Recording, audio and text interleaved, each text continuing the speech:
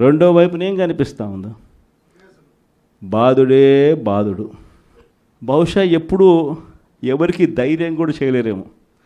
6 నెలలు కూడా తిరక్క మునిపే ఏకంగా 15,000 కోట్ల రూపాయలు కరెంటు ఛార్జీల బాధుడే బాధుడు అనే కార్యక్రమం ఒక చంద్రబాబు నాయుడు గారు మాత్రమే చేయగలుగుతారేమో. బహుశా ఇంకెవరు చేసేదానికి ధైర్యం కూడా సరిపోతేమో. కానీ ఈరోజు చూస్తే కరెంటు బిల్లులు చూస్తే బాధుడే బాధుడు కార్యక్రమం కనిపిస్తూ ఉంది. కరెంటు బిల్లులు ఒక్కటే కాదు, ఇలా ఏది చూసినా కూడా గ్రామీణ రోడ్లలో ఇక రాబోయే రోజుల్లో టోల్ అంట. అంటే గ్రామీణ రోడ్లలో వెహికల్స్ ప్రయాణం చేస్తూ ఉంటే నేషనల్ హైవేల మీద టోల్ కట్టే పరిస్థితి చూసినాం. ఇప్పుడు గ్రామీణ రోడ్లలో కూడా టోల్ వసూలు చేసే కార్యక్రమాలకు చంద్రబాబు నాయుడు శ్రీకారం చుడతా ఉన్నాడు. ఇంతటితో అయిపోలే. సబ్ రిజిస్టర్ ఆఫీసుకు పోతే రిజిస్ట్రేషన్ ఫీజులు పెంచే కార్యక్రమంతో మొదలు పెడితే మొట్టమొదటిసారిగా రిజిస్ట్రేషన్ ఫీజులే కాదు, రిజిస్ట్రేషన్ ఫీజులు స్థలాల మీదనే కాదు, రిజిస్ట్రేషన్ ఫీజులు ఆ స్థలాల్లో ఉన్న ఆ ఇళ్ళ మీద కూడా. మామూలుగా ఇంటి విలువ ఒక 20 ఏళ్ళు స్థలంలో ఒక ఇల్లు ఉంటాయి, 20 ఏళ్ళ తర్వాత ఆ ఇంటి విలువ ఎంత అంటే 0. ఎందుకనంటే ఆ ఇంటికి ఏం విలువ ఉంటుంది? 20 ఏళ్ళ ఇల్లు, 15 ఏళ్ళ ఇల్లు అని అంటే. కానీ అట్ట కాదు, ఆ ఇల్లు ఉంటే చాలు, ఆ ఇంటికి కూడా మొట్టమొదటిసారిగా రేట్లు వాటికి కూడా పెంచి సబ్ రిజిస్టర్ ఆఫీస్లో ఇప్పుడు విలువ కట్టే కార్యక్రమాలు చేస్తూ ఉన్నారు. ఇలా ఏది తీసుకున్నా కూడా బాధుడే బాధుడు కనిపిస్తూ ఉంది. మరోవైపున చూస్తే చదువుకుంటా ఉన్న పిల్లలకు ఫీజులు అందడంలా. చదువుకుంటా ఉన్న పిల్లలకు మామూలుగా జనవరి, ఫిబ్రవరి, మార్చికి సంబంధించిన క్వార్టర్కి సంబంధించిన విద్యా దీవెన మామూలుగా మేలో ఇవ్వాలి, ఏప్రిల్లో వెరిఫికేషన్ చేయాలి, మేలో మామూలుగా ఫీజులు వెనక్కి ఇవ్వాలి, ఫీజులు ఇవ్వాలి ఆ పిల్లల తల్లుల ఖాతాల్లోకి. మనం ఉంటే అదే జరిగేది. జనవరి, ఫిబ్రవరి, మార్చికి సంబంధించి ఏప్రిల్లో వెరిఫికేషన్ చేసి మేలో ఇచ్చే పరిస్థితి.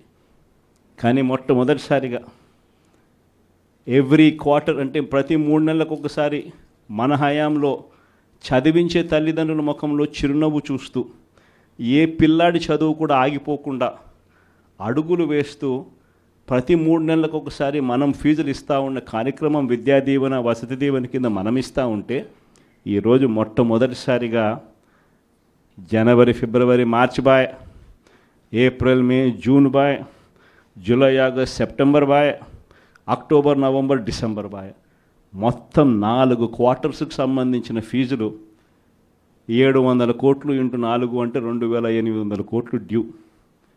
వసతి దీవెన కింద మామూలుగా ప్రతి సంవత్సరం ఏప్రిల్ మాసంలో 1,100 కోట్లు మనం బటన్ నొక్కి నేరుగా పిల్లల చేతుల్లో పెడతా ఉంటే అది పాయ. మొత్తానికి విద్యా దీవెన, వసతి దీవెన కింద 3,900 కోట్ల రూపాయలు చంద్రబాబు నాయుడు గారు ప్రభుత్వం వచ్చిన తర్వాత ఫీజులు అందక మొట్టమొదటిసారిగా పిల్లలు చదువులు మానేస్తూ ఉన్న పరిస్థితి ఈరోజు కనిపిస్తూ ఉంది.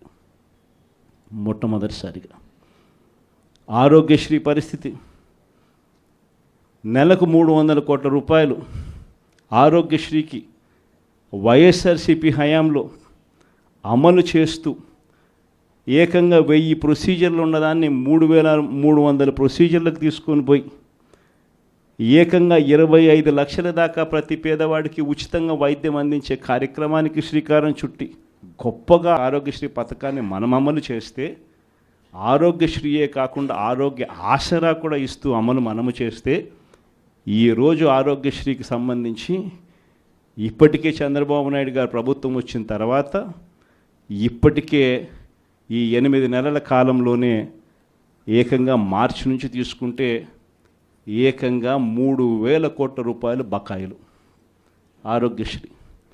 ఏ పేదవాడు హాస్పిటల్కు పోలేని పరిస్థితి, ఏ పేదవాడు హాస్పిటల్కి వెళ్ళినా కూడా నెట్వర్క్ హాస్పిటల్స్లో ఈరోజు ఫ్రీగా పేదవాడికి వైద్యం చేసే పరిస్థితి ఎక్కడా లేదు. ఈరోజు వైద్య రంగానికి సంబంధించిన పరిస్థితి ఇది. వ్యవసాయ రంగానికి సంబంధించి పరిస్థితి చూస్తే ఉచిత పంటల బీమా గాలికి ఎగిరిపోయింది, ఆర్బీకే నిర్వీర్యమైపోయాయి, ఈ క్రాప్ అన్నది కనిపించడంలా. రైతు భరోసా కింద రైతులకు పెట్టుబడి సహాయం కింద మన హయాంలో రైతులకు తోడుగా ఉంటూ రైతుకు అండగా ఉంటూ పెట్టుబడి సహాయంతో తోడుగా అందిస్తూ ఉంటే పెట్టుబడి సహాయం ఇచ్చేది పక్కకి వెళ్ళిపోయింది. ఆయన ఇస్తానన్న 20,000 రూపాయలు గాలికి ఎగిరిపోయింది. అసలు ప్రభుత్వం అంటే ఏమిటి? విద్య, వైద్యం, వ్యవసాయం, ఈ 3 రంగాలతో పాటు గవర్నెన్స్, ఈ 4 రంగాలను చూసుకోవడమే ప్రభుత్వం అంటే బాధ్యత. ఈ 4 రంగాల పరిస్థితి ఈరోజు ఎలా ఉందా? విద్య గాలికి ఎగిరిపోయింది, వైద్యం గాలికి ఎగిరిపోయింది, వ్యవసాయం గాలికి ఎగిరిపోయింది. ఈరోజు గవర్నెన్స్ చూద్దామనంటే రెడ్ బుక్ రాజ్యం జరుగుతూ ఉంది. ట్రాన్స్పరెంట్గా డోర్ టు డోర్ డెలివరీ జరిగే పరిస్థితి నుంచి, ఇంటి వద్దకే పాలన దగ్గర నుంచి ఈరోజు తెలుగుదేశం పార్టీ కార్యకర్తల చుట్టూ తిరగాల్సిన పాలన మళ్ళీ స్టార్ట్ అయింది. ఈరోజు జరుగుతూ ఉన్న గవర్నెన్స్. మరి ఇలాంటి నేపథ్యంలో మనం అంతా కలుస్తూ ఉన్నాం. మరి మీరే చెప్పండి, ప్రజలకు తోడుగా మనం ఉండాలి కదా, ప్రజలకు అండగా మనం నిలబడాలి కదా. ప్రజలకు తోడుగా నిలబడగలిగినప్పుడే వాళ్ళ మీద ఉన్న వ్యతిరేకత మన మీద, మన నాయకుల మీద సింపతి కింద కన్వర్ట్ అవుతుంది.